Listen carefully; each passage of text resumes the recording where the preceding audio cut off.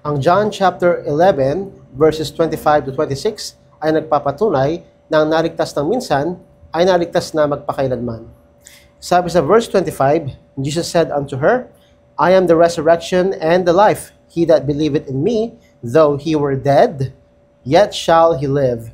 Verse 26, and whosoever liveth and believeth in me shall never die. Believest thou this? Sabi niya sa Tagalog, ako ang pagkabuhay na maguli. Ibig sabihin, si Kristo, bagamat siya'y mamamatay, ay muli siyang mabubuhay at sa kanya lang yun mahahanap.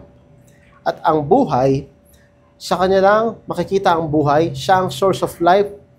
Kung hindi dahil sa kanya, walang buhay ang lahat. Sa kanya ang pinanggalingan ng buhay at kaya niyang magbigay ng buhay.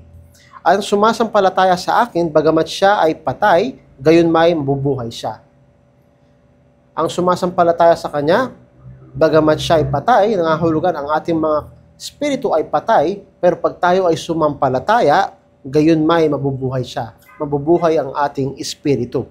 At sabi sa verse 26, ang sino mang nabubuhay at sumasampalataya sa akin ay hindi mamamatay kailanman.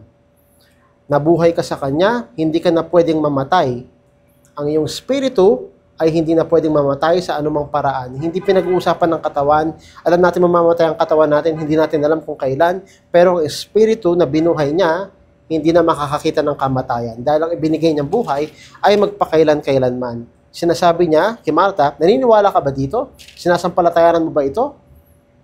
Dahil ang karamihan, bagamat narinig itong mensahe na to, at narinig ang ating Panginoon, hindi lahat naniniwala.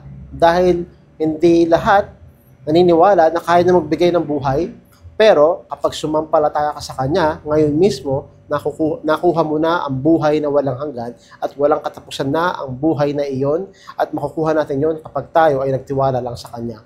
Ito ang nagpapatunay na kung bakit ang naligtas ng minsan ay ligtas na magpakailanman.